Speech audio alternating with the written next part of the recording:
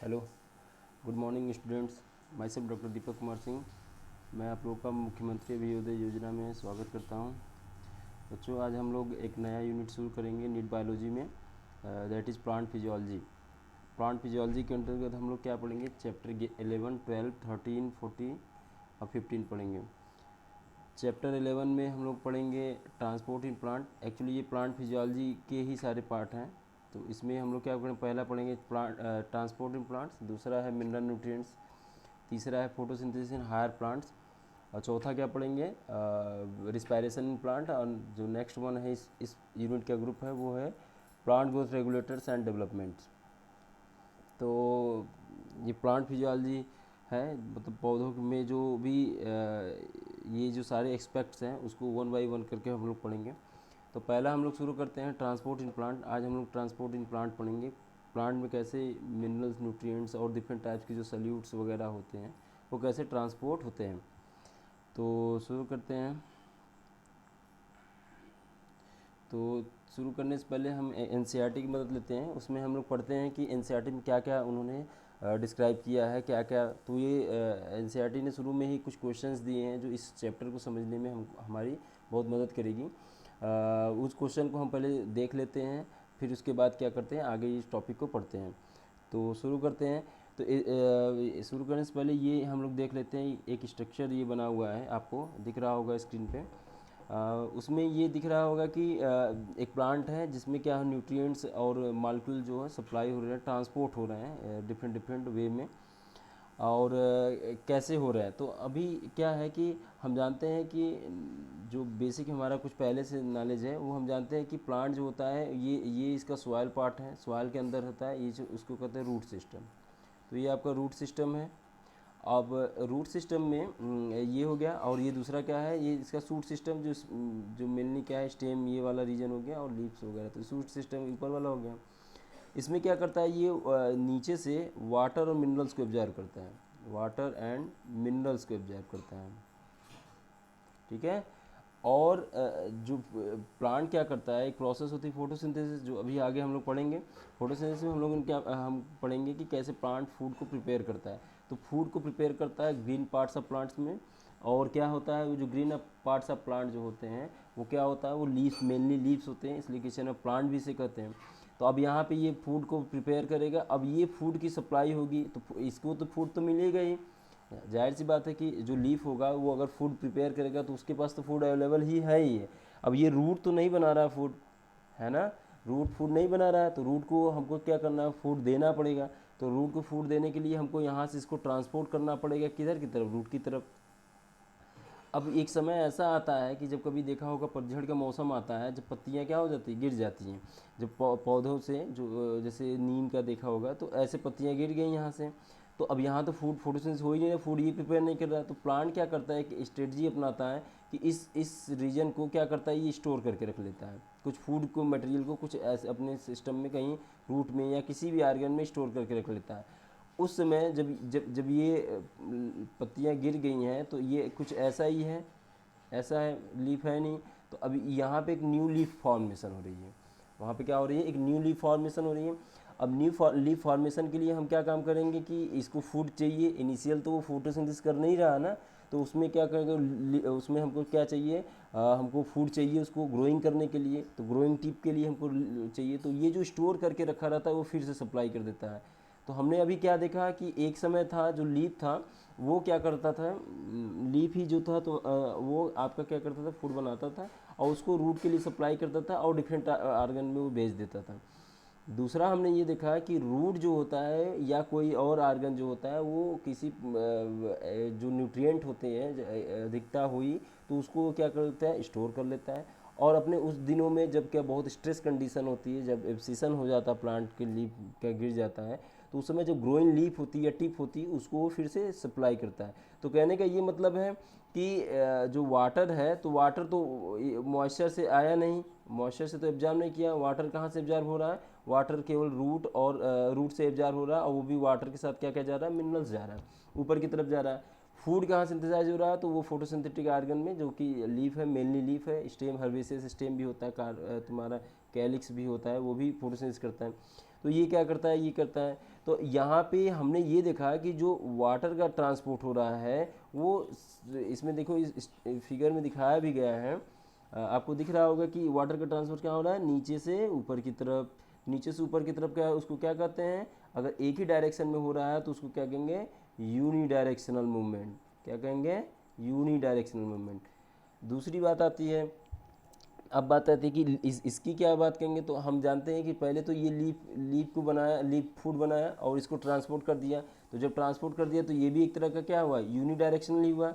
लेकिन जब ये फिर स्टोर करके फिर से रीसप्लाई कर रहा था उसको, तो फिर क्या गया, ये फिर से उधर की तरफ गया। तो ये इसका ये मतलब हुआ ये बाई डायरेक्शनल, या इसको हम क्या कर सकते हैं, मल्टी डायरेक्शनल मूवमेंट होता है। कैसा मूवमेंट होता है, मल्टी डायरेक्शनल। अब बच्चों ये बात आती है कि कैसे जो ट्रांसपोर्ट ये होता है, ये कैसे, इसमें पाइप लगी हुई है या फिर कोई सेल है, सेल से सेल को जाता है। तो ये दोनों चीज़ें होती हैं, एक ट्यूब की जैसा स्ट्रक्चर भी होता है और एक क्या होता है, cell to cell, living cell to cell होते हैं, उनमें क्या होता है, ट्रांसपोर्ट होता है। जैसे जैसे मान लो जैसे ये एक कोई क्या है, ये सेल है, प्लांट की सेल है और ये सारी यहीं पे अरेंज है। यहाँ पे अरेंज है, ये इसी वाले में अरेंज है।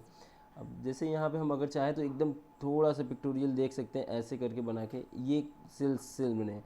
अब वाटर मान लो तुम्हारा यहाँ जाइलम और से जा रहा है, वाटर मिनरल जा रहा है, लेकिन उसके बाद जो लोकल लेवल पे है, जो आसपास के सेल्स के हैं, उनको हमको ये पहुँचाना है इनको। तो वाटर अगर मान लो यहाँ पे होगा तो इसमें जाएगा, तो इस सेल से जाएगा, फिर इस सेल से जाएगा, फिर इसके बाद ऐसे सेल से जाएगा। इसका ये मतलब है कि सेल टू सेल मूवमेंट हो रहा है।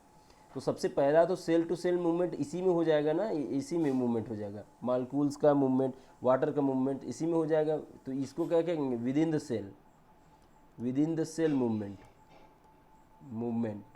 ठीक है, मतलब क्या, इसका क्या एग्जांपल कर लो, जैसे कि अगर मान लो अपने कोई मोहल्ला है उसी में घूम जाओ, तो उसको क्या कहेंगे, within the cell movement. और अगर कहा जाए कि नहीं अब मोहल्ले से दूसरे मोहल्ले में जाना है, तो दूसरे मोहल्ले में जब जाओगे तो क्या हो जाएगा, बिटवीन द सेल हो गया।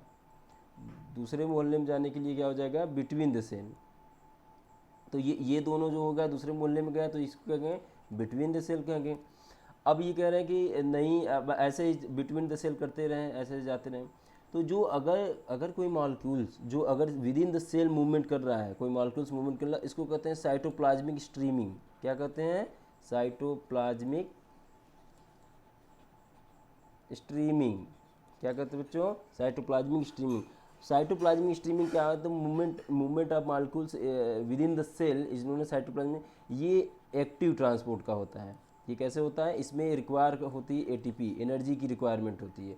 तो ये क्या बताओगे कि जो साइटोप्लाज्मिक स्ट्रीमिंग होती है वो क्या होती है, एक्टिव प्रोसेस होती है। तो एक तरह का ये हो गया। अब दूसरे मोहल्ले में जा रहा है तो ये कैसे जाएगा, एक्टिव होगा कि पैसिव होगा, तो ये डिपेंड करता है कि कैसा सेल है और कौन कौन से मॉलिक्यूल्स हैं जिसमें हमको क्या करना है, ए सेल से दूसरे सेल में ले के जाना है। ठीक है, अब बात आती है कि अब एनसीईआरटी की हम लाइन पढ़ते हैं कि और देखते हैं कि अभी क्या क्या हम लोगों ने यहाँ पे समझा और वो जो बातें लिखी हैं वो सही हो रही है कि नहीं हो रही है। तो हम लोग शुरू करते हैं। ये देखो कह रहे हैं कि have you ever wonder how water reaches top of the tall tree. ये पूछ रहे हैं कि क्या आप कभी सोचे हैं कि इतने जो यूकेलिप्टस हो गए, ऐसे बहुत बड़े बड़े जो ट्री होते हैं, कैसे पानी चला जाता है उतना ऊपर। कभी घर में देखा होगा कि अगर मान लो 4 मंजिले का घर है, उतने ऊपर पानी लेके जाना होगा तो क्या करना होता है, बहुत बड़ी पंप मशीन या कुछ ऐसा लगाते हैं जो पंपिंग करता है, ऊपर की तरफ जाता है। लेकिन यहाँ प्लांट में तो कुछ भी नहीं है ऐसा कि जो पंप करें। समझ रहे हो कि नहीं बात को, कि प्लांट को अगर टिप तक लेके जाना है तो बहुत कठिन बात है ना, वहाँ तक पहुँचाने के लिए या तो कोई मोटर या पंप की सिस्टम हो। और अब इसी के कंपेयर में अगर ह्यूमन के हम लोग को किया जाए, कंपेयर किया जाए, तो हमारे में भी मान लो जैसे ब्रेन है, ब्रेन को जाएगा सप्लाई, ब्लड की सप्लाई होनी है, उसमें तो न्यूट्रिएंट ग्लूकोज है तुम्हारा और डिफरेंट टाइप्स के वो मटेरियल है, तो वो भी एक ट्रांसपोर्ट करता है। तो हमारे में भी तो एक पंप की ज़रूरत पड़ेगी। तो वो हमारा में पंप क्या है, वो हार्ट है। हार्ट हमारे बॉडी के अंदर है, वो क्या करता है, पंपिंग करता है। अब बात आती है कि प्लांट के केस में एक तो मतलब एक ह्यूमन के आप समझ लो हाइट मैक्सिमम कितनी हो सकती है, तो इतने में ही उसको ट्रैफिकिंग सर्कुलेट कर देना है, पंप कर देना है उसको। और प्लांट के केस में क्या करना है, उतने ऊपर जो है जैसे कि यूकेलिप्टस हो गया और ये सब जो ट्री हो गए, उन बड़े बड़े जो ट्री हो गए उनमें उतने टिप तक उसको पहुंचाना है। तो ये कैसे पॉसिबल है, बड़ी इंटरेस्टिंग बात ये है। तो नेचर ने क्या किया, सबको कुछ न कुछ फीचर्स दिया जो सर्वाइवल ऑफ द फिटेस्ट के अकॉर्डिंगली अगर हम देखें तो तभी वो सर्वाइव कर रहा है। अगर वो टिप तक ना पहुंचता तो प्लांट सूख जाता और क्या हो जाता, हम लोग वो उस प्लांट का फिर अस्तित्व नहीं रह पाता, हम लोग नहीं जान पाते कि यूकेलिप्टस है कि नहीं है, समझे। तो फिर आगे हम लोग पढ़ते हैं कि ये कह रहे हैं कि हैव यू वंडर, तो बोलोगे यस भाई हम वंडर है। क्यों? क्योंकि बहुत आश्चर्यजनक बात तो है ही है कि उतना ऊपर तक पहुंचा दें और क्या करें कि वहाँ तक पहुंचा दिया और हमको कोई पंप भी नहीं इसमें मोटर लग रहा है। तो पहले तो कुछ लोग कहें कि देखो यहीं पे कुछ ना मोटर वोटर लगा होता है, ये ट्रांसपोर्ट जो इतनी ऊपर जाती है तो रूट के सिस्टम में ही कुछ मोटर लगा होता है या कुछ सेल्स होते हैं, कार्टेक्स के सेल्स होते हैं, वो पंप करते हैं हर्ट की तरह, जो कि वाटर को ऊपर की तरफ टिप की तरह ले जाते हैं। जबकि मतलब बाद में पता चला कि ये सब ऐसा कुछ भी बात नहीं होती। तो वो बड़ी ही इंटरेस्टिंग बात है, वो आगे हम लोग पढ़ेंगे अभी लॉन्ग डिस्टेंस वाले में। तो अभी इसकी लाइन लाइन पढ़ते, for that matter how and why substances move from one cell to another. और सब्सटेंसेस कैसे मूव करते हैं, तो हम क्या कहें कि एक तो within the cell movement हो सकता है, जिसको हम क्या कर सकते हैं, साइटोप्लाज्मिक स्ट्रीमिंग, वो कैसा होता है, एक्टिव ट्रांसपोर्ट होता है। या बिटवीन द सेल हो सकता है, whether all substances move in a similar way. तो अब ये बात आती है कि क्या सभी सब्सटेंसेस सिमिलर वे में मूव करते हैं, तो नहीं, सभी सब्सटेंसेस सिमिलर वे, ये डिपेंड करता है कि कौन सा सब्सटेंस है। अगर मान लो ए सेल से ये 3 सेल्स बने हुए हैं, एक सेल्स, 2 सेल, 3 सेल, अब इनको सब्सटेंसेस को मूव कराना है। अब ये तो ये देखना होगा, अब मान लो एक रास्ते से तुम्हें जाना है, अब मान लो एक कोई दरवाज़ा है, ये कोई दरवाज़ा, अब इसमें से एंट्री करना, इसमें से पार होके जाना है, 3 लोगों को जाना है, और एक इतने बड़े हैं और एक इतने बड़े हैं, तो ये तो चले गए आराम से, ये भी चले गए। अभी इनके लिए प्रॉब्लम हो गई, तो इनके लिए क्या हुआ, इनके लिए हुआ कि भाई अब आप नहीं जा सकते क्योंकि ये छोटा है ट्रांसपोर्ट। तो यही कह रहा है कि all substances move in similar way, no, कभी नहीं, यहाँ हो ही नहीं सकता है कि सभी, क्योंकि सबकी साइज अलग होगी। कोई चार्ज होगा, अब मान लो कोई जैसे हथियार लेके जा रहा है, यहाँ पे सैनिक खड़ा हुआ है, तो उसको तो जाने ही नहीं देगा क्योंकि सबका अलग अलग नेचर है। तो इस तरह से क्या करेगा कि किसी पर्टिकुलर सब्सटेंस को ही वो मूव करने देगा, और जो नहीं मूव करेंगे उसके लिए क्या करेगा, उसकी चेकिंग करेंगे, उसमें से वो चार्ज या अनचार्ज मालिक्यूल को करेंगे, या कहेंगे कि नहीं आपको इस दरवाजे से नहीं एंट्री करना है, आपको दूसरे दरवाजे से एंट्री करना है, जो कि क्या करेंगे, ये आपको फैसिलिटेट करेंगे। तो ये सब है कि आगे बढ़ते हैं फिर, in same direction whether metabolic energy require. अब मेटाबॉलिक एनर्जी जहाँ भी आ जाए वहाँ समझ जाना किसकी बात हो रही है, एटीपी। जैसे साइटोप्लाज्म स्ट्रीमिंग के लिए क्या यूज होता था, एटीपी यूज क्या होता था। एटीपी का पूरा नाम क्या होता है, एडिनोसिन ट्राईफॉस्फेट। गुड। अब यह देखो मूवी सब्सटेंस होगा, plant need to move molecules over a long distance much more than animal. बहुत इंटरेस्टिंग बात वही जो है कि अगर प्लांट जो तो इतनी टॉल होती है ना, उसमें पंप सिस्टम है, फिर भी वो उतना ट्रांसपोर्ट कर रहा है। जबकि ह्यूमन या एनिमल के केस में देखा जाए तो मोर और लेस बहुत ज़्यादा लॉन्ग या बड़ा नहीं है, तो उसमें भी क्या होता है, उसमें हार्ट तो है ही पंप करने के लिए। They do also do not have circulatory system, very important बात, इसमें भी कह रहे हैं कि ट्रांसपोर्ट ऑफ प्लांट तो कराना है लेकिन बिना पंप के कराना है। तो क्योंकि इसमें कोई सर्कुलेटरी सिस्टम ही नहीं है, जैसे ह्यूमन के केस में था या फिर एनिमल के केस में था। अब बात आती है, water taken up by root has reach to the all part of plant. ये है रूट से एब्जॉर्ब किया सभी पार्ट में, लीफ में भी जाना होगा इसको, लीफ में टिप पे भी जाना होगा, और डिफरेंट ब्रांचिंग जो होंगी उन सब में जाना ही होगा। Up to very tip growing tip, सबसे ऊपर वाले भी जाना होगा। द फोटोसिंथेट्स, जहाँ भी आ जाए बात, फोटोसिंथेट का मतलब हो गया जो फोटोसिंथेसिस करने के बाद जो प्रोडक्ट बनता है, जो खाना बनता है प्लांट का, वो क्या होता है, शुगर होता है, ग्लूकोज, शुगर होता है फोटोसिंथेसिस, या फूड या उसको क्या कहेंगे, ग्लूकोज या sugar, glucose. By the leaves have also to move to the all parts including root tip embedded deep inside the soil. ये कह रहा है कि चाहे जितना ये नीचे तक चले जाए, लेकिन अगर फोटोसिंथेसिस जो लीफ होगा ये भूलता नहीं, इनको छोड़ता नहीं, कि अपनी जड़ों को नहीं छोड़ता, कहता है कि नहीं भाई हम तुम्हें खाना देंगे, ये यहाँ से यहाँ तक ट्रांसपोर्ट कर देगा। तो इस तरह का इन दोनों में मैनेजमेंट रहता है कि हाँ, तो हम जड़ कहता है कि हम तुम्हें पानी देंगे, तुम हमको भोजन देना। नहीं तो अगर ये मना कर दे तो क्या हो जाएंगे, ये ख़त्म हो जाएंगे, और ये मना कर दे तो ये ख़त्म हो जाएंगे। तो अगर एक ही घर में रहना है तो दोनों को मेंटेन करके रखना ही पड़ेगा। समझ रहे हो बात ना। फिर आगे बढ़ते हैं हम, movement across the short distance say within the cell across the membrane and from the cell to cell within the tissue have also भी takes place। तो यही बात है, within the cell भी हो सकता है और क्या हो सकता है, between the cell हो सकता है। To understand some of the transport that takes place in plant, one would have to recollect the one's basic knowledge about the structure, cell and anatomy of the plant body। ये कह रहे हैं कि अगर हमको और डिटेल में इसको अच्छे से पढ़ना है तो हमको एनाटॉमी पता होना चाहिए। जो कभी एनाटॉमी पढ़े होंगे, जैसे कार्टेक्स होता है, फिर उसके बाद क्या होता है, एपिडर्मिस होता है, फिर उसके बाद क्या होता है, कार्टेक्स होता है, फिर इंडोडर्मिस होता है, फिर पेरीसाइकिल होता है। इसकी नॉलेज रखो। और सेल के अंदर क्या क्या होता है, तो वैक्यूल होता है, न्यूक्लियस होता है। तो इन सब के बारे में तो बेसिक नॉलेज तो आपको पता ही है और आगे हम लोग पढ़ेंगे ही। तो ये नॉलेज जो है ज़रूरी है। We also need to revise our understanding of diffusion beside gaining some knowledge about the chemical potential. तो डिफ्यूजन के बारे में समझना है। When we talk about the movement of substance, we need first to define what kind of movement we are talking about and also what substances we are looking at। तो सबसे पहले ये कह रहे हैं कि अगर हमको ट्रांसपोर्ट करना है तो हम किस किस सब्सटेंसेस की बात करेंगे। तो हम पहले ही बात बता दिए थे कि वाटर और किसका करेंगे, मिनरल्स का। Very good. वाटर और किसका करेंगे, मिनरल्स का। और दूसरा क्या करेंगे, फोटोसिंथेट का, फोटोसिंथेट्स का, फोटोसिंथेट्स का करेंगे। तो फोटोसिंथेट क्या होगा, तुम्हारा फूड है। फूड क्या होता है, प्लांट के बताओ, फूड क्या होता है, हाँ शुगर या ग्लूकोज। ये फोटोसिंथेट का वाटर मिनरल्स हो गया, ये हो गया। इन्हीं को हमको ट्रांसपोर्ट करना है। कुछ और है बाकी रह गया, प्लांट ग्रोथ रेगुलेटर्स बाकी रह गए, और कुछ अमीनो एसिड्स, या फिर कह सकते हो क्या, ऑर्गेनिक एसिड, ऑर्गेनिक कंपाउंड्स। बहुत से ऐसे ऑर्गेनिक कंपाउंड है जो नाइट्रोजन कंटेनिंग कंपाउंड होते हैं, इनको भी तो ट्रांसपोर्ट करना है। तो ये एक तरह के ट्रैफिकिंग सिस्टम चलती है। अब हम जानते हैं कि वाटर मिनरल्स और फोटोसिंथेटिक फूड, पीजीआर, इन सबको तो यही कह रहे हैं, we talk movement of substance, we need to first define what kind of movement.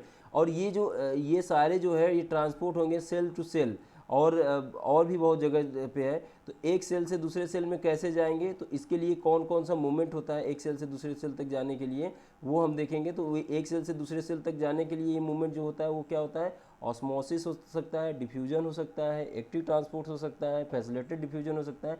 ये सब बातें आगे आगे पढ़ेंगे। Also the substances we are looking for in flowering plant, the substances that would need to be transported are water, minerals, organic nutrient, plant growth regulator। वही सारी बातें देखो, वाटर, मिनरल्स, ये सब सारी बातें हैं। Over small distance substance move by diffusion.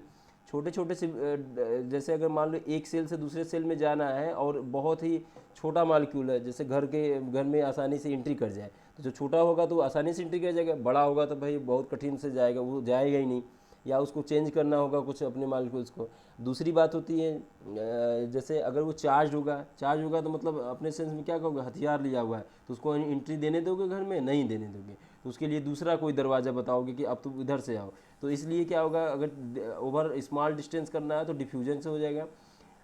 By cytoplasm streaming supplement by active transport, यही बात थी। देखो विद इन द सेल अगर इसी में घूम रहा है तो क्या होगा, एक्टिव ट्रांसपोर्ट से करेंगे।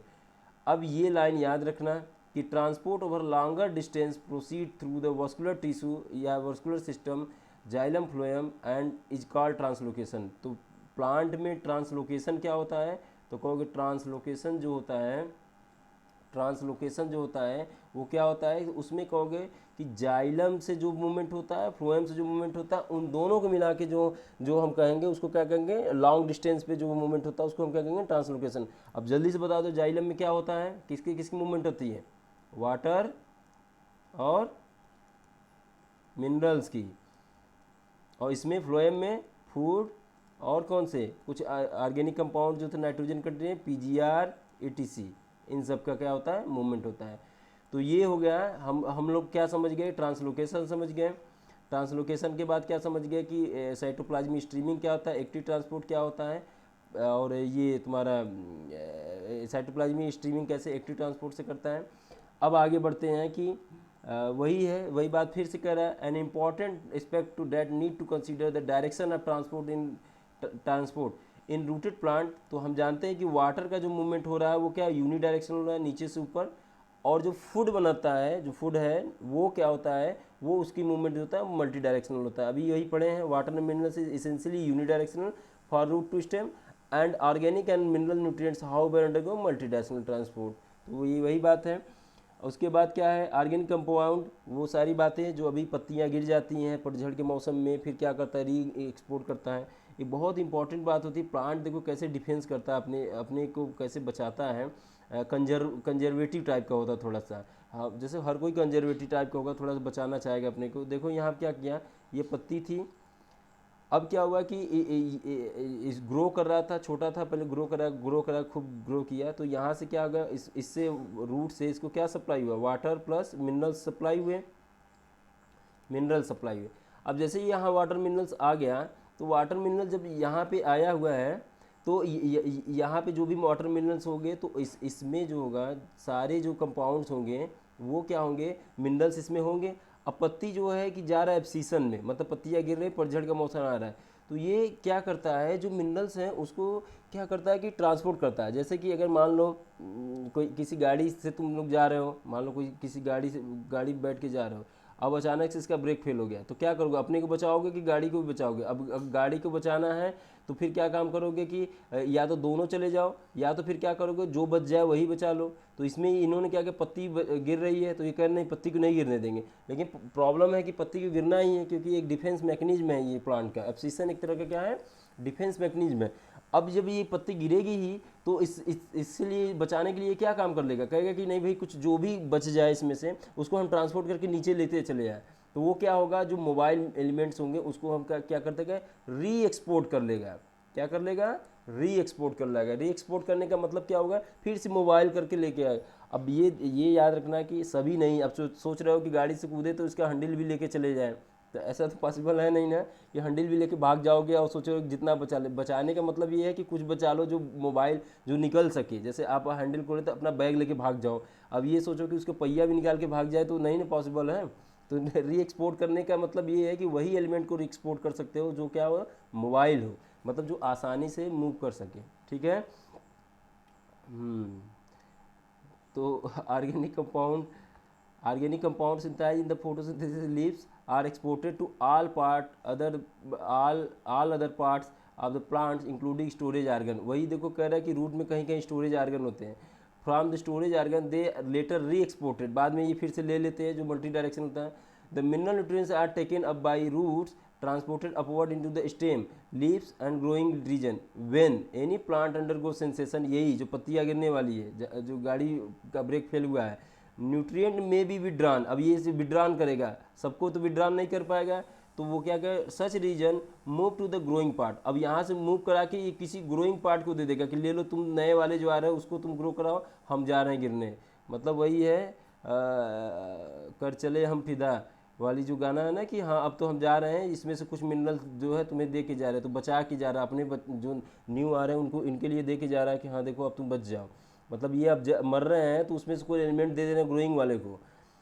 Hormones are plant growth regulators, other chemical signals are also transported. ये तो बात सही है, वो भी ट्रांसपोर्ट होंगे, नहीं तो कैसे हो गए। वेरी स्मॉल अमाउंट, बहुत छोटे छोटे अमाउंट में होते हैं। हार्मोन जानते ही बहुत लो अमाउंट में होते हैं, लेकिन छोटा पैकेट में बड़ा धमाका करते हैं। वो छोटे अमाउंट में तो आते ही हैं, लेकिन उसके बाद क्या करते हैं, बहुत बड़ा रोल प्ले करते हैं। अगर हार्मोन ना हो तो क्या होगा, भले से छोटे अमाउंट में ही आते हैं, तो इसीलिए अगर हार्मोन ना हो तो फिर क्या होगा, ग्रोथ डेवलपमेंट ये सब जो होगा, एब्सीसन रुक जाएगा इवेंटेड, तो प्लांट क्या हो जाएगा, मुरझा जाएगा। ये बहुत सी प्रॉब्लम, मतलब बिना उसके पॉसिबल नहीं है। लेकिन वो क्या है, एक छोटा पैकेट है, मतलब एकदम कम अमाउंट में आएगा और बड़ा रोल प्ले करता है।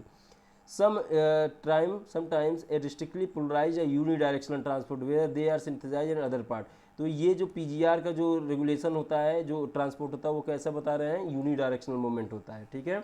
अब hence in flowering plant they are complex traffic. तो अब अभी तक हम लोगों ने क्या समझा कि बहुत ही ट्रैफिक टाइप का है, नीचे से ऊपर जाना, ऊपर से नीचे जाना, री एक्सपोर्ट करना, फिर क्या करता है, ग्रोइंग टिप को देना, एक बड़ा तरह का नेटवर्क है, लेकिन सब आर्डर मैनर में है। ऐसा नहीं है कि जब एब्सीसन होने लगे तो फिर क्या करेगा, ग्रोइंग टिप से जो गिरने वाला पत्ती उसमें मोबाइल हो जाए, नहीं, जो एक ऑर्डर में ही होगा सब कुछ। तो इसलिए क्या होगा, problem very orderly moving in a different direction each receiving. तो कुछ सेल्स होंगे जो रिसीव करते हैं कुछ कंपाउंड को, कुछ क्या करते हैं, डिलीवर करते हैं। तो ये है सारी बातें इसमें। अब बात आती है कि वही वाली कि क्या जो होते हैं सभी सब्सटेंसेस सेम डायरेक्शन में मूव करते हैं और किस मीन से ट्रांसपोर्ट करते हैं। तो वही है यहाँ पे अगला जो हम लोग पढ़ेंगे वो क्या है, पढ़ने जा रहे हैं मीन्स ऑफ ट्रांसपोर्ट, मतलब किस किस प्रोसेस से ये क्या होता है, ट्रांसपोर्ट होता है। तो सबसे पहला आता है डिफ्यूजन बाबा। ये इतना सिंपल है कि मतलब इनको डिफ्यूजन की जगह पर इनका सिंपल नाम रख दिया जाए तब भी सही है। मतलब कि ये इतना सिंपल है कि इनको ये कह दोगे कि किसी भी चीज़ का अगर यहाँ जैसे मान लो 10 मालिक्यूल है, कितने मालिक्यूल हैं, 10 मालिक्यूल, और इधर से मूव कर रहा है 2 मालिक्यूल की तरफ, ये ए रीजन है और यहाँ पे कितना है 4, यहाँ ये बी रीजन है। तो यहाँ पे इसका कंसंट्रेशन इस मालिक्यूल का हाई कंसंट्रेशन है और इधर क्या है, लो कंसंट्रेशन है। तो ये कह रहे हैं कि जब भी ऐसी कोई कंडीशन आ जाएगी तो हमेशा जो होगा हाई कंसंट्रेशन से किधर की तरफ, लो कंसंट्रेशन की तरफ मूवमेंट होगा।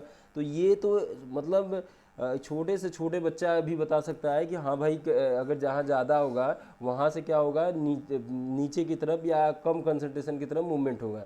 सिंपल सी बात है, जैसे कि अगर दो बीकर ले लो और इसको एक कनेक्ट कर दो, दोनों आपस में कनेक्ट कर दो। अब यहाँ पे यहाँ तक पानी भर दो और ये इसको यहाँ ही तक भरो, तो क्या होगा, ये मूव करके इधर चला जाएगा। तो सिंपल सी यही बात है। डिफ्यूजन क्या होता है कि movement of molecules from higher concentration से लो कंसंट्रेशन, तो इसको कहते हैं सिंपल डिफ्यूजन। क्या होता है ये, सिंपल डिफ्यूजन।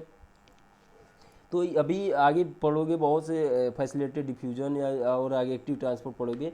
तो पहले तो डिफरेंस सबसे इम्पॉर्टेंट ये जान जाओ कि इसको किसी भी लिविंग सिस्टम या किसी बैरियर की कभी ज़रूरत नहीं पड़ती, ये डिफ्यूजन हो जाता है। तो कहोगे कि कैसे, ये कैसी बात हुई कि मतलब कैसे डिफ्यूजन के लिए कोई सिस्टम की ज़रूरत नहीं होती है। तो जैसे कि अगर मान लो इसका कुछ हम एग्जांपल जो रियल लाइफ में यूज करते हो, कभी पूजा पाठ करते होगे, करते हो ना, तो ये जो है इंसेंस स्टिक है, इंसेंस मतलब अगरबत्ती, इसको जलाए तो ये क्या सॉलिड है, अब इसको बर्न हुआ तो इससे स्मेल उड़ रहा है, तो ये क्या हो रहा है, एक तरह का डिफ्यूजन हो रहा है, समझ गया।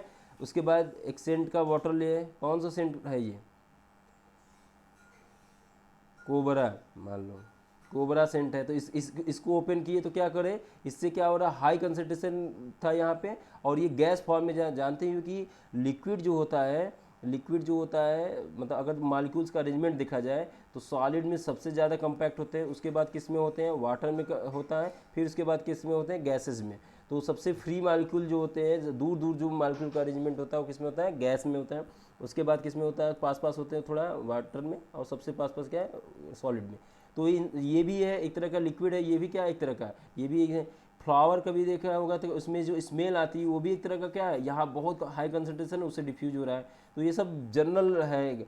अब इसमें ये बताओ कि जो डिफ्यूजन प्रोसेस बताया, कहीं भी इसमें कोई मेम्ब्रेन या बैरियर लगा, नो, क्या बताओगे, नो, कोई बैरियर नहीं। जैसे अब इसको जलाए तो कहीं लिविंग सिस्टम की बात हुई यहाँ पे, नहीं, यहाँ पे कोई लिविंग सिस्टम की बात हुई नहीं, यहाँ पे कोई लिविंग, हाँ ये फ्लावर है, तो फ्लावर है तो जैसे ये मान लो पेटल है, ये पेटल है, अब पेटल से स्मेल कोई उड़ रहा है तो यहाँ कहाँ लिविंग सिस्टम कहीं लग रहा है, नहीं लग रहा है। तो सिंपल डिफ्यूजन जिसको डिफ्यूजन कहते हैं, उसका मतलब ये होता है कि मूवमेंट ऑफ वाटर या movement of any molecules from higher concentration to low concentration is known as diffusion. इसके लिए ये किसी भी लिविंग सिस्टम पे डिपेंड नहीं होता है। अब ये बताओ कि ये जब लिविंग सिस्टम पे डिपेंड नहीं होता है तो चलो हमने कह दिया कि चलो ये सिंपल डिफ्यूजन है। अब ये पूछा जा रहा है कि जैसे एक कंटेनर है, कोई ले लेते हैं, मान लो एक कोई कंटेनर ले लिए, एक सेकेंड, चलो इसी भी बताते हैं। एक देखो ये कंटेनर ले लिए, ये कंटेनर है और ये दूसरा कंटेनर है, ठीक है, मान लो यहाँ तक है वो, ये नहीं है,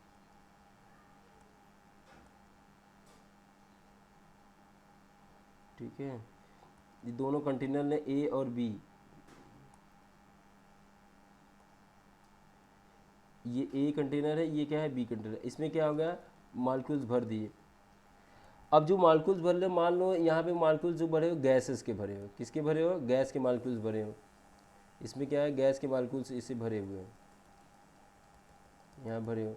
अब ध्यान से देखो, अगर हम इसमें गैस के मॉलिक्यूल्स क्या होते हैं, रैंडमली मूवमेंट कर रहे हैं, ऐसे इधर जा रहा है, इससे जा रहा है, इससे जाके टकरा जा रहा है इससे, तो ये क्या कर रहे हैं, मूवमेंट करते हैं।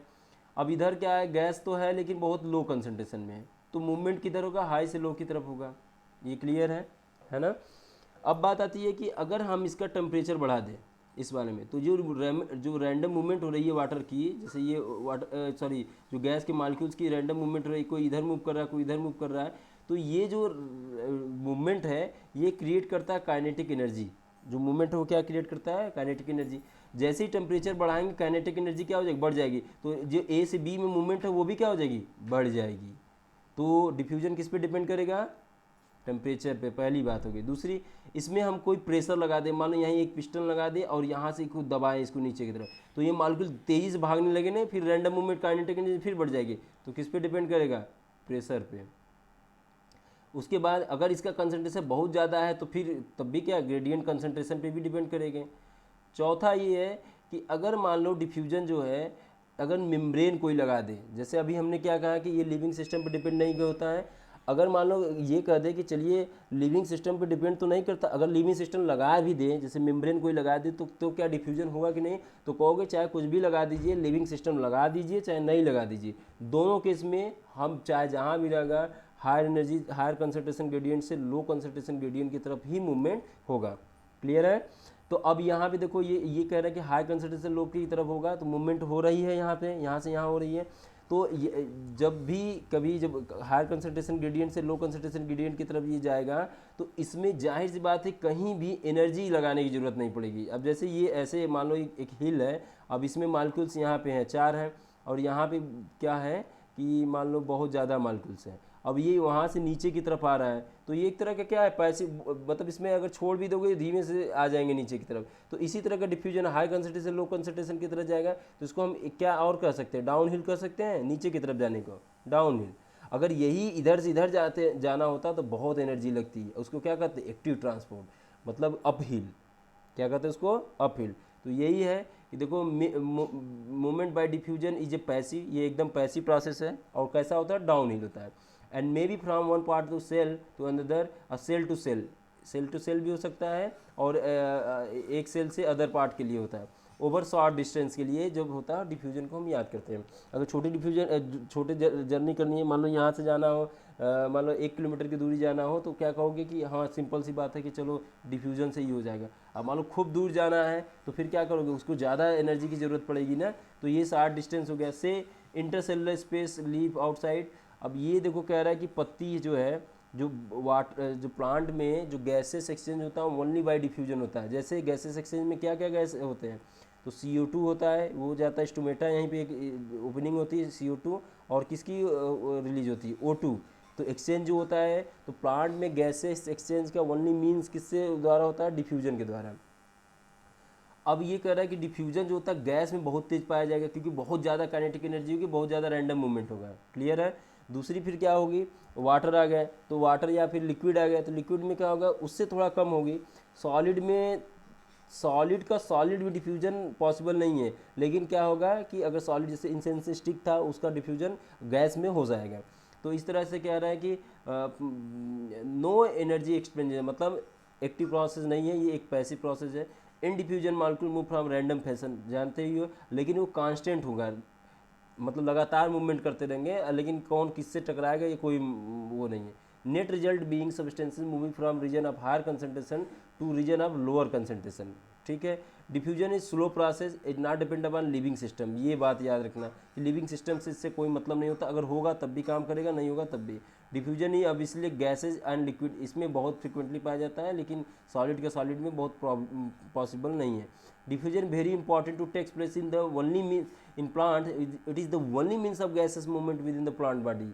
यही है बात कि जो एक गैसेस एक्सचेंज होते हैं, तो वो क्या होता है, प्लांट उसी की वजह से तो जिंदा है, उसी की वजह से हम लोग जिंदा है, नहीं तो फिर क्या होता है, अगर गैसेस एक्सचेंज डिफ्यूजन प्रोसेस नहीं होता, अगर इस तरह का कोई प्रोसेस, तो गैसेस एक्सचेंज नहीं होता, और फिर क्या होता है, फोटोसिंथेसिस नहीं होती, फिर फूड नहीं बनता, तो हम लोग सब्जी नहीं खा होते है ना। फिर आते हैं क्या, फैसिलिटेटेड डिफ्यूजन। अब देखो इसमें नाम तो आ ही गया है, ये डिफ्यूजन मतलब सब कुछ सेम होगा, मतलब सब कुछ सेम होने का मतलब क्या है कि उसमें भी क्या होगा, हायर कंसंट्रेशन से किधर की तरफ जाएगा, लो कंसंट्रेशन की तरफ। दूसरी ये बात होगी कि इसमें ये भी होगा कि इसमें भी एनर्जी की ज़रूरत नहीं होगी, कंसंट्रेशन ग्रेडियंट अलग ही होगा, और ये भी कैसा होगा, डाउन हिल होगा, सब कुछ प्रोसेस ही है। तो फिर नाम इसका क्यों फैसिलिटेटेड रख दिया गया है, ये अब इसको समझना है। तो फैसिलिटेट इसका इसलिए नाम रख दिया गया है कि ये फैसिलिटेट करता है। क्या करता है? फैसिलिटेट करता है। फैसिलिटेट करने का मतलब अब इसको समझना है कि देखो जैसे इसके लिए मेम्ब्रेन चाहिए होगा, तो अब देखो ये कोई एक मेम्ब्रेन है, ये मेम्ब्रेन है। अब इसमें क्या छोटे छोटे पोर लगे होते हैं, मेम्ब्रेन में पोर या प्रोटीन के होते हैं, जिसको हम इंट्रिंसिक प्रोटीन कहते हैं। कौन से प्रोटीन कहते हैं? इंट्रिंसिक। मान लो ये घर है, अब इसके अंदर जाना है तो दो तरह के मालिक्यूल्स आए, एक तो छोटे छोटे आए, एकदम छोटे छोटे आए, एक बहुत बड़े बड़े आए, बड़े बड़े आए, और चार्ज मालिक्यूल है, देखो एकदम चार्ज है, ये चार्ज मालिक्यूल है। और कुछ क्या हैं जो थे उनकी कुछ नेचर अलग थे, जैसे कि ये थे, मान लो थोड़े बड़े बड़े होंगे, ऐसे मालिक्यूल हैं, कुछ ऐसे मालिक्यूल्स हैं। इन सब को बाहर, ये आउटसाइड सेल, ये कहाँ है? आउटसाइड, आउटसाइड है। और ये क्या सेल के अंदर है, मतलब ये सेल ऐसा है, अगर देखो इसको ऐसे बना दे तो ये इस तरह का है, ये हो गया, ये मेम्ब्रेन है उसका, ये हो गया। अब इसको ए से ए रीजन से बी रीजन में जाना है, इन सब मॉलिक्यूल्स को। सबसे पहली बात आती है कि पहले मेम्ब्रेन को हम लोग देख लेते हैं कि मेम्ब्रेन किसका बना हुआ होता है। मेम्ब्रेन जो बना होता है, ये जो होता है, ये सेल मेम्ब्रेन है, सेल मेम्ब्रेन है। सेल मेम्ब्रेन बना होता है मोस्टली लिपिड और किसका? प्रोटीन का। किसका होता है? लिपिड और प्रोटीन। अब इसमें हम देख लेते हैं कौन मालिक्यूल जो होता है लिपिड सॉल्युबल है, मतलब लाइपोफिलिक है, और कौन सा हाइड्रोफिलिक है। अब ये वाले जो मालिक्यूल्स हैं, जो ये वाला, ये तुम्हारा था हाइड्रोफिलिक। कैसे थे? हाइड्रोफिलिक। और ये जो था, ये वाले मालिक्यूल जो हरे वाले थे, ये कैसा था? लाइपोफिलिक, फिलिक, या कह सकते हो लिपिड सॉल्युबल।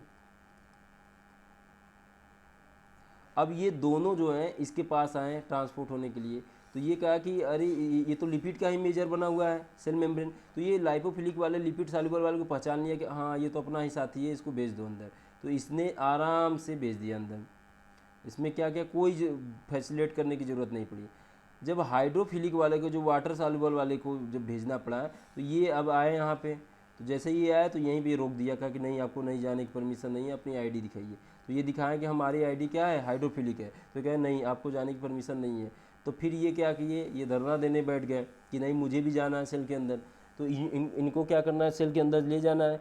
तो लोगों ने कहा कि भाई ऐसा है कि हाँ भाई इनको भी जाने देना अंदर, लेकिन इसके लिए इनको क्या करना है कि इसके लिए इनको खर्च करना पड़ेगा। खर्च करने का मतलब ये है, इनके लिए एक नया सिस्टम बनेगा, वो उसी माध्यम से जाएंगे, इस माध्यम से नहीं जाएंगे।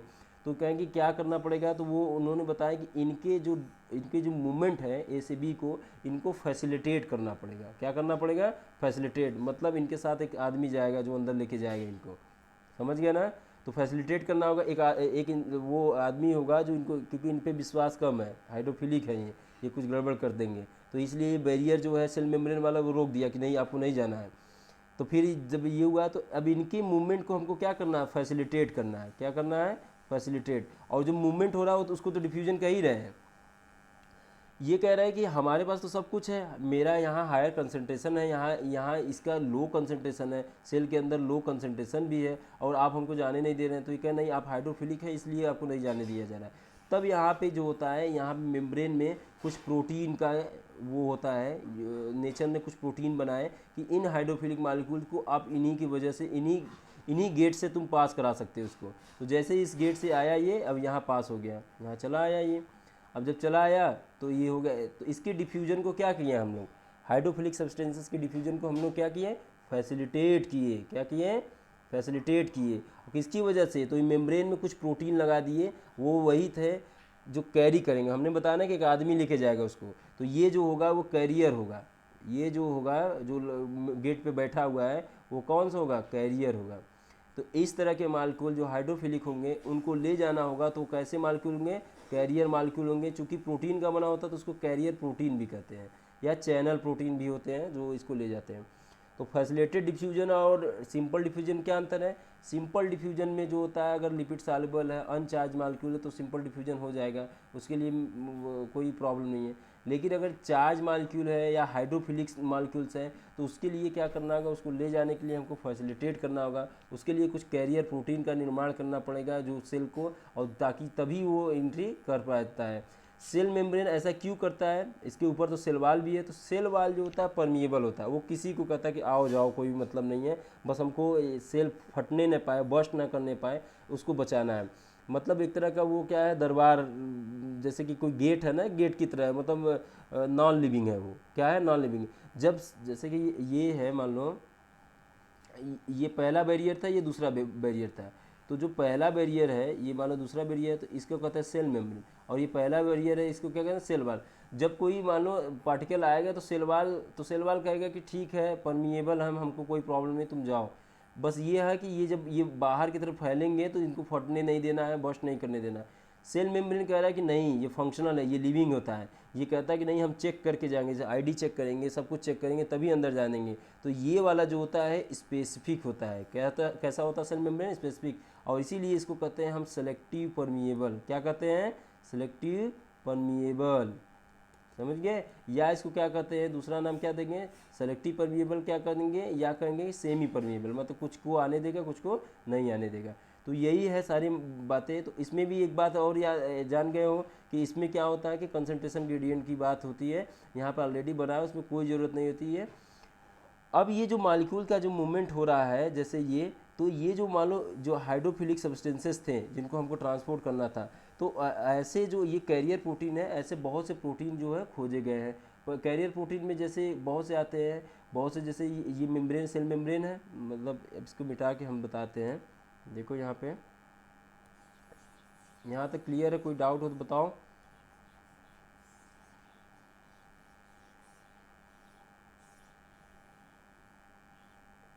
अब देखिए, जैसे ये सेल मेम्ब्रेन है, हमने ये बताया कि देखो ये जो है तुम्हारा मेम्ब्रेन है, ये वाला जो तुम्हारा है ये मेम्ब्रेन है। अब इसी में तुम्हारा फैसिलिटेट कराना, फैसिलिटेट डिफ्यूजन, तो ये तुम्हारा क्या है, मेम्ब्रेन प्रोटीन लगा हुआ है, मेम्ब्रेन प्रोटीन लगा हुआ है। अब यहाँ पे जाना है, तो हमको पहले वाटर का मूवमेंट कराना है। किसका मूवमेंट करना है? वाटर का। तो वाटर के मूवमेंट के लिए हम जो कराएंगे, उसके लिए जो होता है एक चैनल होता है प्रोटीन, जिसको कहते हैं हम एक्वापोरिन। क्या कहते हैं? एक्वापोरिन। कुछ जगहों पे क्या होता है, एक्वापोरिन क्या होता है, ये एक वाटर चैनल होता है जो वाटर को क्या करता है, ट्रांसपोर्ट करता है। उसके अलावा क्या होता है, बहुत से ऐसे प्रोटीन होते हैं, ये इसकी बात हो रही है, तो बहुत से ऐसे तो पोरिन प्रोटीन होते हैं, फिर उसके बाद एक्वापोरिन होते हैं। कुछ जो होते हैं हमेशा ओपन रहते हैं, कुछ होते हैं लार्ज होते हैं, कुछ होते हैं स्मॉल होते हैं।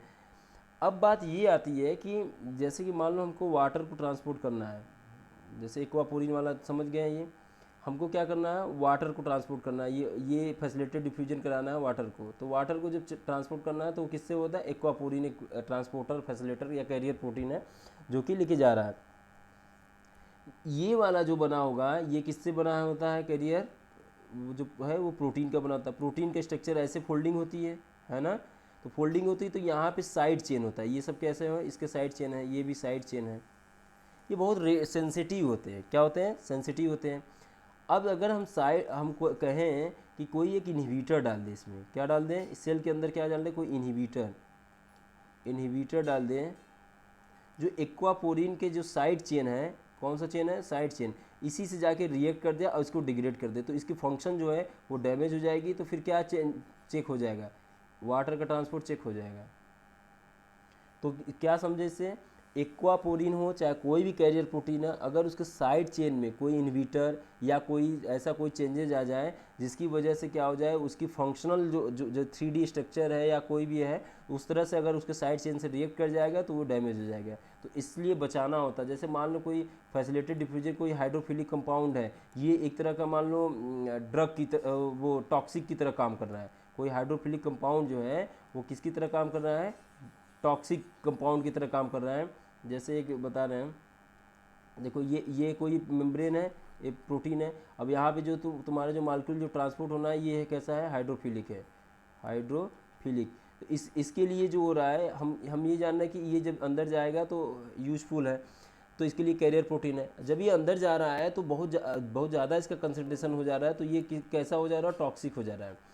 अब इसके कंसंट्रेशन को रोकना है तो हम क्या करेंगे, इनहिबिटर डाल देंगे जो इसके ट्रांसपोर्टर को साइड चेन से जाकर रिएक्ट कर जाए और इनहिबिट कर दे, अंडर एंट्री न देने दे। समझ गया ना? तो इस तरह से हम क्या करते हैं, फैसिलिटेटेड डिफ्यूजन को कराते हैं।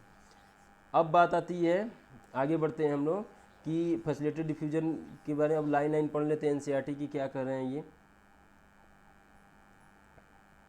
फैसिलिटेटेड एज पॉइंट और earlier gradient must be already present diffusion occur. तो जानते हो जैसे ये डिफ्यूजन है वैसे ही वो भी डिफ्यूजन था, जैसे सिंपल डिफ्यूजन है वैसे ही कॉन्सेंट्रेशन ग्रेडियंट अलग ही है, साइज़ भी मैटर करता है। अगर बहुत बड़ा साइज होगा तो उसको दूसरे दरवाजे से ले जाना पड़ेगा, उसको फैसिलिटेट करना है। अगर वो हाइड्रोफिलिक होगा तब तो और प्रॉब्लम होगी, उसको लिए क्या करना पड़ेगा, दूसरा करना पड़ेगा। तो ये है presence of different diffusion. The diffusion rate depends upon the size of substances, obviously smaller substances diffuse faster, सही बात है, और अनचार्ज वाले भी तेजी होते हैं।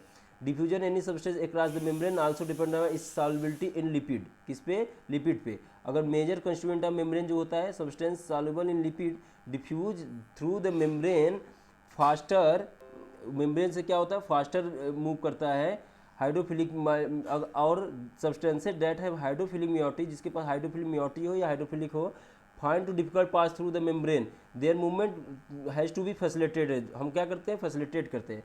Membrane protein provide site which such molecules cross the membrane, ऐसा ही होते हैं जो कि जैसे एक्वापोरिन हो गया, ये सब होते हैं जो मदद करते हैं। They do not set up concentration gradient, क्योंकि उसका कंसंट्रेशन ग्रेडियंट ऑलरेडी बनाया है, उसकी खाली उसको जो प्रोसेस को है उसको फैसिलिटेट करना है। क्यों? क्योंकि वो हाइड्रोफिलिक है। In facilitated diffusion special protein help the movement of substance across the membrane which without expenditure, मतलब एटीपी नहीं लगती। Facilitated diffusion can not cause net transport of movement from a low to higher consent, ये कह रहा है कि higher से लो ही होता है जैसे सिंपल डिफ्यूजन में होता है। अब ये बात आती है कि जैसे कि अगर मान लो ये ट्रांसपोर्ट करना है, इसको ट्रांसपोर्ट इसको करना है, तो ये क्या होता है, जो जो ये ट्रांसपोर्टर मालिक्यूल है तुम्हारा, अब यहाँ पे 10 मालिक्यूल है और यहाँ पे कितने ट्रांसपोर्टर मालिक्यूल है, 2। तो अगर 2 मालिक्यूल ट्रांसपोर्ट कर दिया तो ये दोनों यूज हो गए। कितने यूज होंगे, 2 यूज होंगे।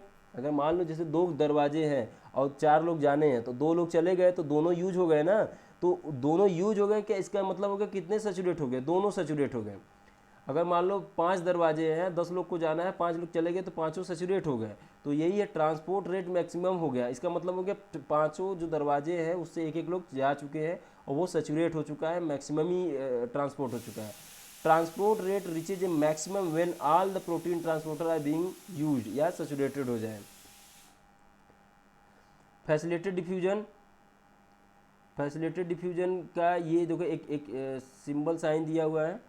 तो यहाँ पे इन्होंने क्या दिया है कि ये आउटसाइड सेल है और ये क्या है, इनसाइड सेल है। यह देखो ये कैसे मॉलिक्यूल्स है, हाइड्रोफिलिक है, हाइड्रोफिलिक है। ये कैरियर प्रोटीन है, ये ट्रांसपोर्टर प्रोटीन इसको ट्रांसपोर्ट कर रहा है। तो ये क्या, इसको लेगा, इसमें रोटेशन करेगा, फिर उसके बाद इनसाइड सेल भेज देगा। यही है मेम्ब्रेन है, मेम्ब्रेन करता है।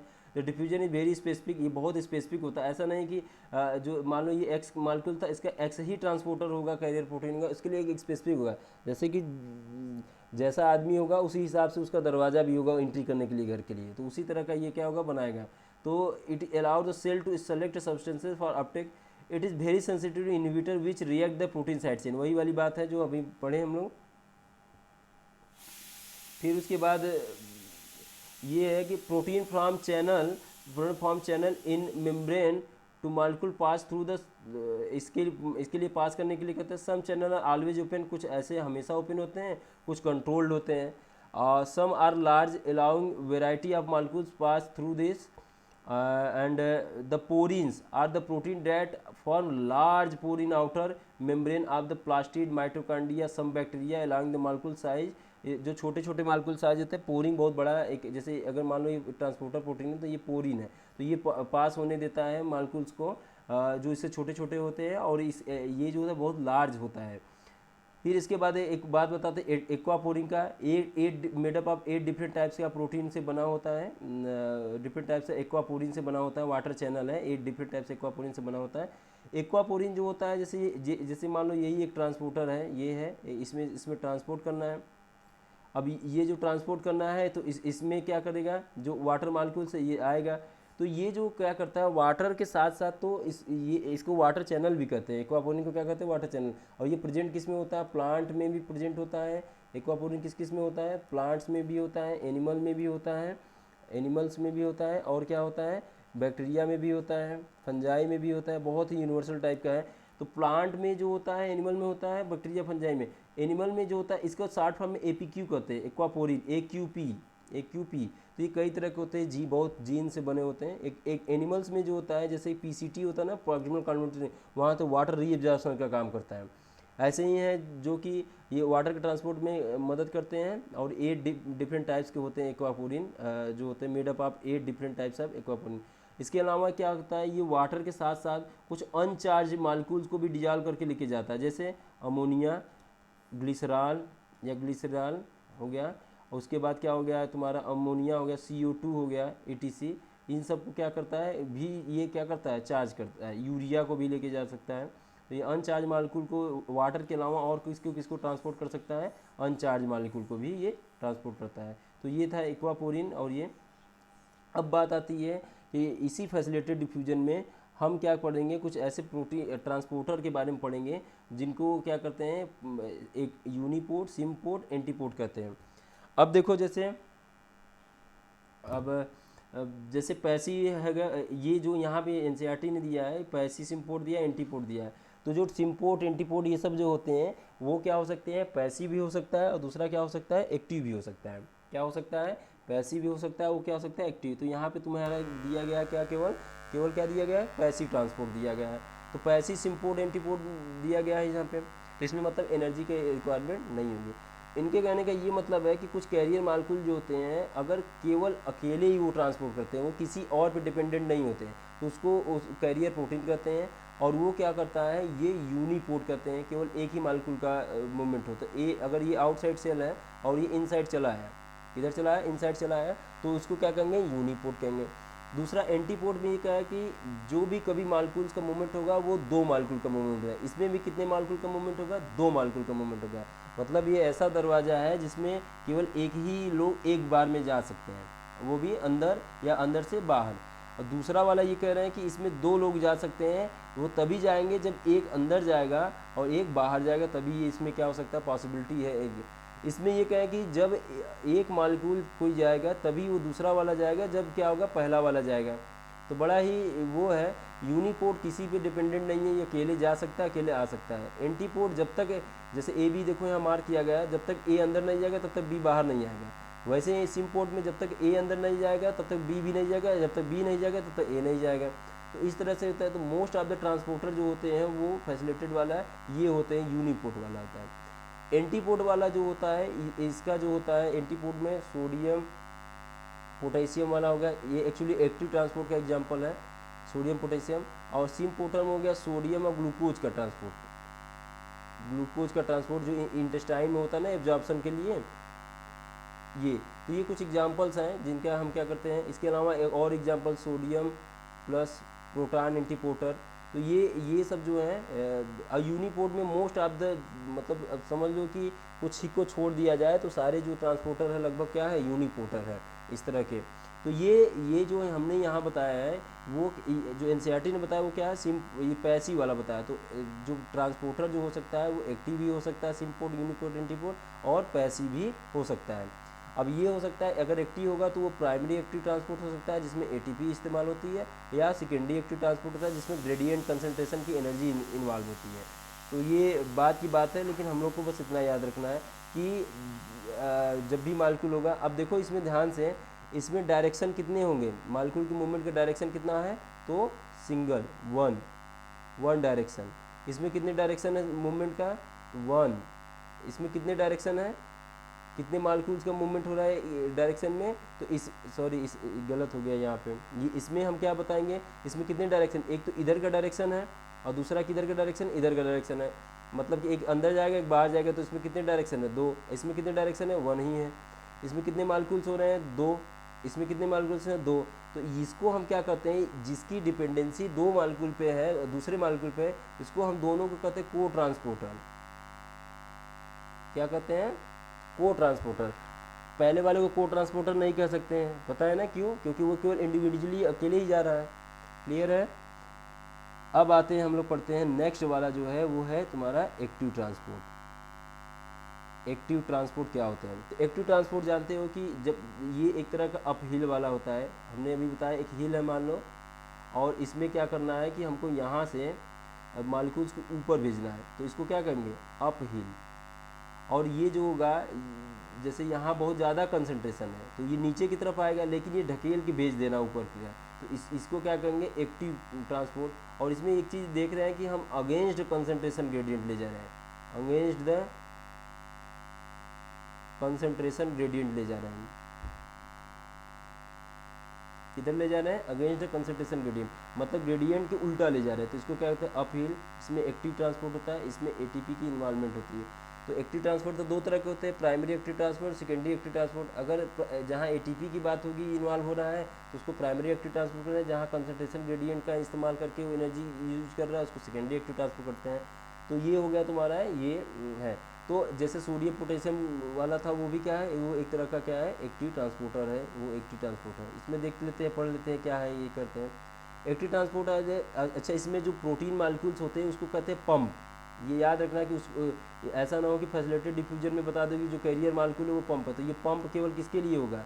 Active transport. पंप मतलब ये है कि जैसे हवा भरते हो ना साइकिल और उसमें टायर में, तो ये क्या करते हैं? जब हवा भरते हैं तो इधर जो होता है प्रेशर लगाते हैं, तब जाके ये अंदर जाता है। तो उसी तरह का ये है कि active transport using transport and pump molecule against the concentration gradient. ये लाइन बहुत इंपॉर्टेंट है, अगेंस्ट द कंसंट्रेशन ग्रेडियंट, इसको याद रखना है। Active transport is carry out by specific membrane protein, किसी पर्टिकुलर स्पेसिफिक मेम्ब्रेन प्रोटीन से होता है।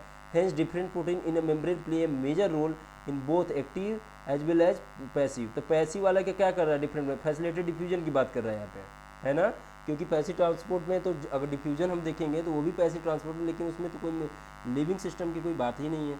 अब आती है बात, ये कहते हैं पम्प्स आर प्रोटीन, वो भी प्रोटीन ही है पंप, दैट यूज एनर्जी। अब यहाँ पे लेकिन यही है कि पंप जो होता है एटीपी की इस्तेमाल करेंगे। These pumps can transport substance from low concentration, मतलब नीचे से ऊपर ले जा रहा है कंसंट्रेशन, इसको क्या कहते हैं? Uphill transport. Transport reaches the maximum when the all, अब सारे पंप अगर यूज हो जाएंगे तो उसको कहेंगे सारे सैचुरेट हो गए। तो मैक्सिमम ट्रांसपोर्ट कब हो? जब सारे दरवाजे यूज हो जाए, सारे ट्रांसपोर्टर यूज हो जाए। Being use saturated like enzyme carrier specific, मतलब ये भी बहुत स्पेसिफिक हो, जैसा ऐसा नहीं कि पंप जैसे सोडियम पोटेशियम के लिए स्पेसिफिक पंप है तो सोडियम पोटेशियम को कैरी करेगा, दूसरे को नहीं करेगा, है ना? और ये भी इनहिबिटर से सेंसिटिव होते हैं, अगर इनहिबिटर आ गया तो सोडियम पोटेशियम ट्रांसपोर्ट नहीं होगा। अब अगली बात आती है कि हम अब ये पढ़ने जाते हैं कि ये ट्रांसपोर्टर जो होते हैं, जो अभी तीनों पढ़े हैं हम लोग, diffusion, facilitated diffusion, active transport, इन तीनों में क्या क्या जो है वो सिमिलरिटी है, क्या क्या डिफरेंस है। तो कंपेयर करने से पहले हम लोग ये देखते हैं, कुछ पॉइंट रखते हैं। तो ये बताओ, रिक्वायर स्पेशल मेम्ब्रेन प्रोटीन, तो दो ही के लिए चाहिए था ना, ये दरवाजे में जो हाइड्रोफिलिक था इसको चाहिए, दरवाजे में कोई स्पेशल कैरियर चाहिए था, इसके लिए चाहिए था, इसके तो नहीं चाहिए था, सही बात है। हाईली सेलेक्टिव, तो जब स्पेसिफिक होगा जो चेक करेगा आईडी वही ना जाने देगा स्पेसिफिक, तो ये होगा, इसके से कोई मतलब ही नहीं है।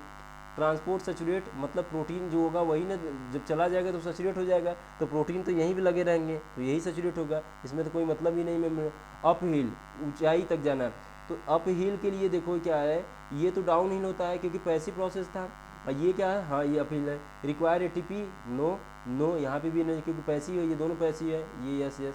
अब इसमें पता है पंप किस में यूज होता है? इसमें नहीं होगा, इसमें नहीं होगा, इसमें यूज होगा। और कुछ बताओ? पंप यूज हो गया और ये हो गया, बस हाँ इतना ही है। तो इस तरह के जो होता है स्पेसिफिक सब है, ये दोनों है स्पेसिफिक क्योंकि जिसमें प्रोटीन कैरियर लगा होता है। तो इस तरह से क्या होता है, इसका हम तीनों का कंपेयर कर लेते हैं कि कैसे करते हैं। अब अगला हेडिंग हम लोग पढ़ते हैं प्लांट वाटर रिलेशनशिप, कैसी प्लांट का वाटर से रिलेशनशिप है।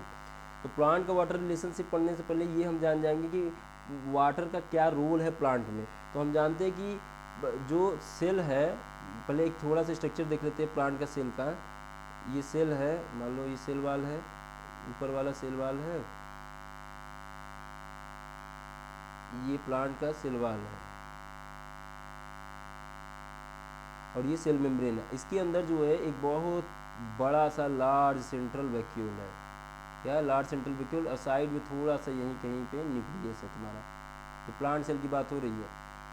तो ये जो है तुम्हारा क्या है, साइटोप्लाज्म है, साइटोप्लाज्म में ये क्या है तुम्हारा वैक्यूल है, इसकी जो साइटोप्लाज्म में सेल वाल है ये, और ये क्या है सेल मेम्ब्रेन है, और ये जो है जो टोनोप्लास्ट होती है इसकी कवरिंग होती है टोनोप्लास्ट इसकी वैक्यूल की।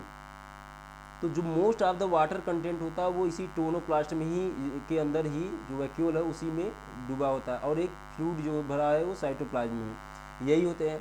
तो पूछा जाए कि पूरे प्लांट की बात तो बात छोड़ दी, पहले एक यूनिट को देखते हैं।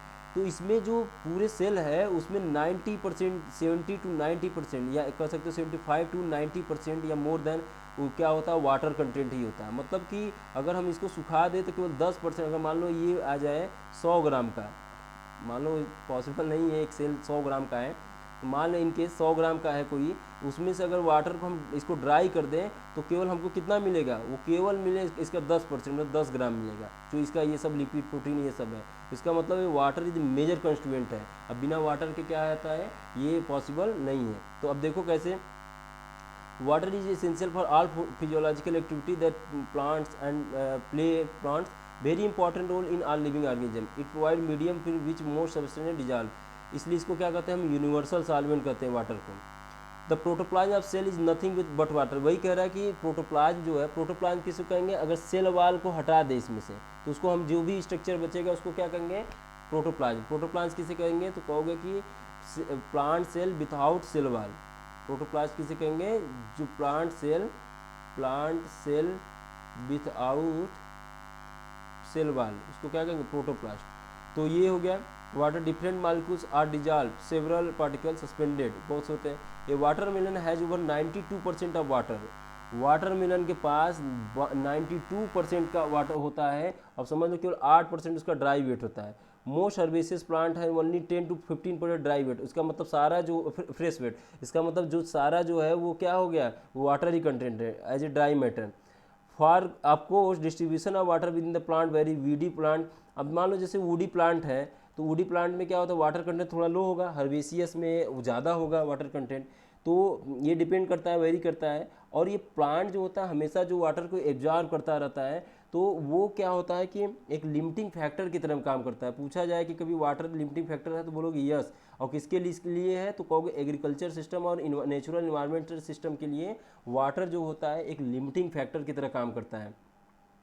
तो ये पूछा जाए कि जो सीड होता है, जो चना वना का सीड देखोगे उसमें भी वाटर कंटेंट होता है, भले से देखने में ड्राई लगता है, नहीं तो वो सर्वाइव ही नहीं कर पाता है। Terrestrial plant take huge amount of water but most of the water is large by transpiration. अब ये कह रहे हैं कि प्लांट है, अब ये मान लो वो है, मतलब क्या कहते हैं सरसों का मस्टर्ड प्लांट है, तो इसका वेट मान लो 5 kg है, तो 5 लीटर वाटर ये एब्जॉर्ब कर लेगा 5 घंटे में। इक्वल जितना अगर 5 kg का है तो जितना जिसका जितना वेट है उतने वेट का वाटर ये एब्जॉर्ब कर लेगा, और वो सब क्या कर देगा ट्रांसपायरेशन की वजह से उड़ा देंगे। तो इसलिए ट्रांसपायरेशन को अब देखो कितनी मतलब इंटरेस्टिंग बात है, जब 5 लीटर वाटर एब्जॉर्ब किया और 5 लीटर लगभग 5 लीटर मतलब कुछ थोड़ा सा मात्रा छोड़ के वो उड़ा दे रहा है ट्रांसपायरेशन के लिए, तो क्या ज़रूरत है ट्रांसपायरेशन करने के लिए, ये तो कोई ज़रूरी नहीं है। लेकिन ट्रांसपायरेशन प्रोसेस अभी तक एग्जिस्ट कर रही है नेचर में, इसका मतलब इसका कोई ना कोई मेजर रोल होगा। तो वो है ट्रांसपायरेशन जो होता है वो क्या करता है वाटर लॉस कर देता है। तो ये क्या करता है इक्वल वेट का क्या किया एब्जॉर्ब किया वाटर, और वो ट्रांसपायरेशन की जगह बाहर चला गया। तो mature corn plant absorb almost 3 litre water in a day, 3 litre water mature corn plant को एब्जॉर्ब करता है और उसको फिर क्या करता है इवेपोरेट कर देगा। while mustard plant absorb equal weight of in about 5 hours. Because this high demand of water, it is not surprising that water is often limiting factor for growth and productivity both agriculture environment. मतलब water एक limiting factor हो जाएगा किसके लिए, environment के लिए और agriculture के लिए। क्यों, क्योंकि जब इतना डिमांड है कि एक 5 किलो का जो पौधा है मस्टर्ड पौधा, वो 5 घंटे में अपनी वेट के इक्विवेलेंट जो है मतलब 5 kg जो वाटर को एब्जॉर्ब कर ले रहा है। तो इन सबको आप समझने और आगे डिटेल में समझने के लिए हम लोग क्या करते हैं, एक दूसरा टॉपिक पढ़ते हैं, आगे का पढ़ते हैं उसके, वो क्या है plant water relationship. Plant water relationship में हम लोग ये पढ़ेंगे कि कैसे जो प्लांट का वाटर से रिलेशनशिप है, जैसे कि अब सेल लेवल पे हम सेलुलर लेवल पढ़ेंगे, ये वाटर मालिक्यूल से ये कैसे इसमें जाएगा। तो कुछ बेसिक चीज़ें तो हम लोगों ने पढ़ ही लिया है कि क्या है वाटर कैसे मूवमेंट करता है हायर कंसंट्रेशन से लो कंसंट्रेशन की तरफ। तो पहले इसको समझने से पहले कुछ हम बताते हैं थोड़े से कॉन्सेप्ट, वो क्या है पहले एक चीज़ देखो कि एक कंटेनर है तुम्हारे पास, ये एक कंटेनर है, इसमें वाटर मालिक्यूल्स हैं, ये सब क्या है, ये वाटर के मालिक्यूल्स हैं, वाटर मालिक्यूल्स हैं। अब ये वाटर मालिक्यूल्स की टेंडेंसी ये है कि मूव करेंगे रैंडमली, वही जैसे गैसेस मालिक्यूल, अगर गैस वेपर फॉर्म में होता है तो बहुत तेज़ी से करता है, तो गैसेस जो मूव कर रहे हैं रैंडम मूवमेंट में, तो जो मूव कर रहे हैं वो एक एनर्जी प्रोवाइड कर रहे हैं, वो उसको कहते हैं काइनेटिक एनर्जी। तो जिस एनर्जी से ये मूवमेंट करते हैं उसी को कहते हैं इसका वाटर पोटेंशियल। इसको क्या कहते हैं, वाटर पोटेंशियल। वाटर पोटेंशियल मतलब more is the kinetic energy, more is the water potential. जितना ज़्यादा काइनेटिक, जितना तेज रैंडम हो उतना ही ज़्यादा इसकी पोटेंशियल होगी। वाटर की पोटेंशियल का मतलब हो गया कि एक स्थान से दूसरे स्थान तक भेजने की टेंडेंसी। तो जैसे इसको यहाँ से मान लो यहाँ से खोल दिए इसमें, तो जितना ज़्यादा वाटर, यहाँ से मान लो यहाँ से कोई एक दरवाज़ा बना दिए कि जाओ इसमें बांध लो, तो जितना ज़्यादा काइनेटिक एनर्जी होगा उतना ही तेज ज़्यादा है क्या होगा, वाटर पोटेंशियल होगा, उतना तेज मूव करेगा। इसमें हम क्या करें, टेम्परेचर बढ़ा दे तो काइनेटिक एनर्जी क्या हो जाएगी, बढ़ जाएगी। और काइनेटिक एनर्जी बढ़ गई तो फिर क्या बढ़ जाएगा, वाटर पोटेंशियल बढ़ जाएगा। तो एकदम सिंपल सा, तो वाटर पोटेंशियल को हम ग्रीक वर्ड में डिनोट करते हैं सिंबल से, इसको क्या कहते हैं ऐसे, इसको डिनोट करते हैं वाटर पोटेंशियल। वाटर का इसलिए यहाँ डब्लू लगा देते हैं, ये क्या है, ये वाटर पोटेंशियल है। तो ये ग्रीक सिंबल है, ग्रीक सिंबल जिसको हम क्या कहते हैं, साई कहते हैं। तो वाटर पोटेंशियल यही है। अब देखो दो चीज़ें हम बता रहे हैं कि इसमें आपको बताना है कि किसकी वाटर पोटेंशियल ज़्यादा होगी। अब ये एक सिस्टम ये था और दूसरा सिस्टम ये है यहाँ पे। अब यहाँ पे जो प्योर वाटर है, यहाँ पे क्या है, प्योर वाटर, प्योर वाटर है 1 लीटर, कितना, 1 लीटर। यहाँ पे भी क्या है, प्योर वाटर है, वाटर, और कितना है, वो भी 1 लीटर है, ठीक है। अब आगे देखो हम लोग क्या करते हैं, इसमें ये वाटर मालिक्यूल्स ऐसे ऐसे बना देते हैं। मान लो वाटर मालिक्यूल बना दिए, ये वाटर मालिक्यूल बन गए यहाँ पे।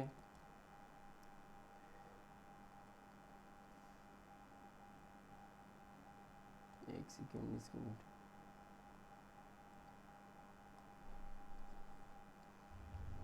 हाँ, ये वाटर मालिक्यूल्स यहाँ पे बन गए, ये वाटर। अब इसकी काइनेटिक एनर्जी है, 1 लीटर वाटर की क्या है, ये काइनेटिक एनर्जी है। दूसरा है यहाँ पे भी प्योर वाटर है, इसकी भी काइनेटिक एनर्जी है।